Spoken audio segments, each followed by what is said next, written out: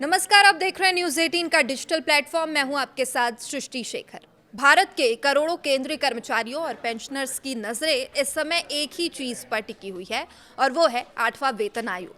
हर तरफ चर्चा है कि आखिर कब नई सिफारिशें लागू होंगी और कर्मचारियों के सैलरी में कितना इजाफा होगा। लेकिन इसी बीच केंद्र सरकार जल्द ही कर्मचारियों को एक और बड़ा तोहफा देने जा रही है, जिसने सरकारी दफ्तरों से लेकर सोशल मीडिया तक हलचल बढ़ा दी है।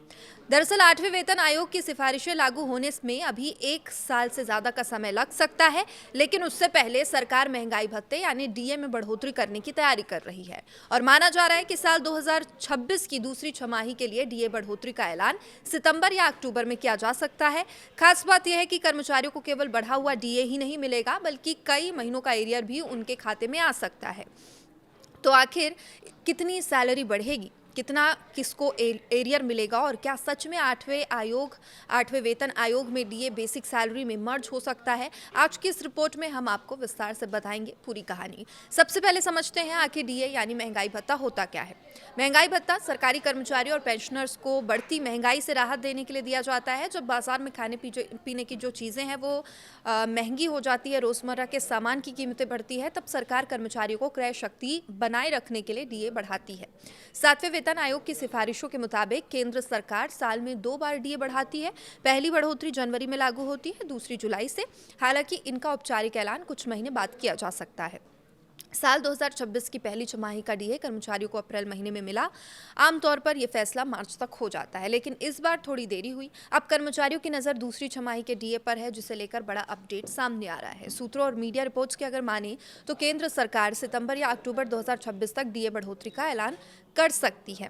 ये बढ़ोतरी जुलाई 2026 में लागू मानी जाएगी, यानी अगर सरकार अक्टूबर में घोषणा करती है तो कर्मचारियों को जुलाई, अगस्त, सितंबर और अक्टूबर का भी डीए मिल सकता है साथ में जुड़कर।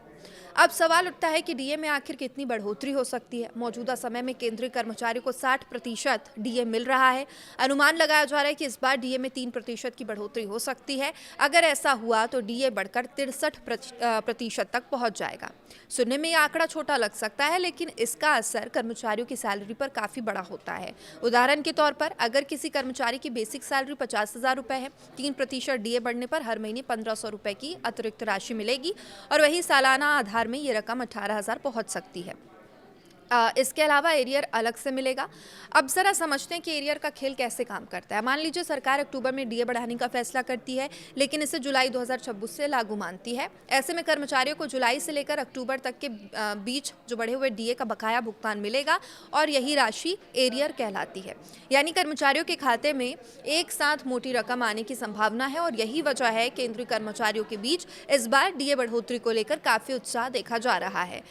लेकिन ये कहानी यहीं खत्म नहीं होती। असली चर्चा तो 8वें वेतन आयोग को लेकर हो रही है। बताया जा रहा है 8वें वेतन आयोग में डीए को बेसिक सैलरी से मर्ज करने का प्रस्ताव सामने आ सकता है।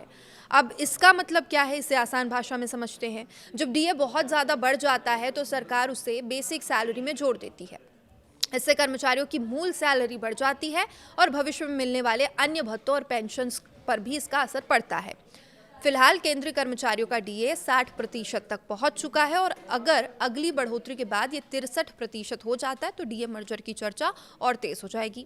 विशेषज्ञों का मानना है 8वें वेतन आयोग में फिटमेंट फैक्टर, सैलरी स्ट्रक्चर में बड़े बदलाव देखने को मिल सकते हैं।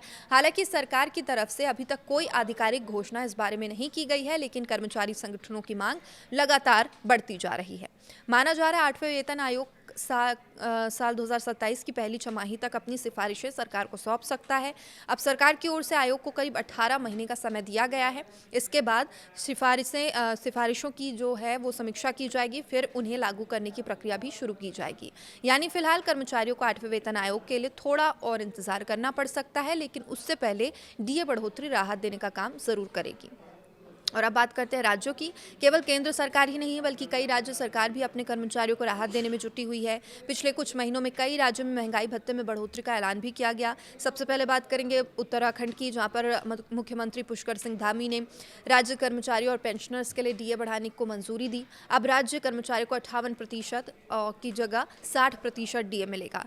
ये फैसला 1 जनवरी 2026 से लागू माना जाएगा। इसके अलावा गोवा और उड़ीसा सरकार में भी मई महीने में डीए बढ़ोतरी को मंजूरी मिली। इन फैसलों से लाखों कर्मचारियों और पेंशनर्स को सीधा फ़ायदा मिला है। और तमिलनाडु में भी सरकार ने कर्मचारियों को बड़ा तोहफ़ा दिया है। मुख्यमंत्री सी जोसेफ विजय ने पद संभालने के महज 4 दिनों के भीतर सरकारी कर्मचारियों के लिए महंगाई भत्ते में 2% की बढ़ोतरी का ऐलान कर दिया। वहाँ भी डीए 58% से बढ़कर 60% हो चुका है। और इतना ही नहीं, बिहार, हरियाणा, राजस्थान और अरुणाचल प्रदेश जैसे राज्यों ने भी अपने कर्मचारियों के लिए डीए बढ़ाने का फैसला लिया है। यानी पूरे देश में सरकारी कर्मचारियों के लिए राहत का माहौल बनता दिखाई दे रहा है। फिलहाल जो सेंट्रल इंडिया यानी मध्य प्रदेश, छत्तीसगढ़ जैसे राज्य हैं, वहाँ पर भी नज़रें टिकी हुई है। अब सवाल ये है कि आखिर सरकारें लगातार डीए क्यों बढ़ा रही है? तो इसकी सबसे बड़ी वजह यही है, बढ़ती महंगाई, जो आप देख ही रहे हैं। पिछले कुछ सालों में खाने पीने की चीज़ें और पेट्रोल, डीजल, गैस सिलेंडर, खास तौर पर आज के दौर पर, आज के समय पर शिक्षा, स्वास्थ्य सेवाओं की लागत में लगातार बढ़ोतरी हो रही है। ऐसे में कर्मचारियों की आय और खर्च के बीच संतुलन बनाए रखने के लिए डीए बढ़ाना बेहद ज़रूरी हो जाता है। हालांकि दूसरी तरफ कुछ जो इकोनॉमिस्ट, अर्थशास्त्री हैं, वो ये भी मानते हैं कि लगातार वेतन बढ़ने और भत्तों में सरकारों पर वित्तीय बोझ पड़ जाता है। लेकिन कर्मचारी संगठन का कहना है कि महंगाई के दौर में ये राहत बेहद ज़रूरी होती है। केंद्रीय कर्मचारियों की नज़र अब अगले कुछ महीनों पर टिकी हुई है। अगर सरकार 3% डीए बढ़ोतरी का ऐलान करती है तो ये लाखों परिवारों के लिए बड़ी राहत होगी। खासतौर पर त्योहारों के सीज़न से पहले अगर एरियर की रकम भी मिलती है तो कर्मचारियों की आर्थिक स्थिति और मजबूत हो सकती है।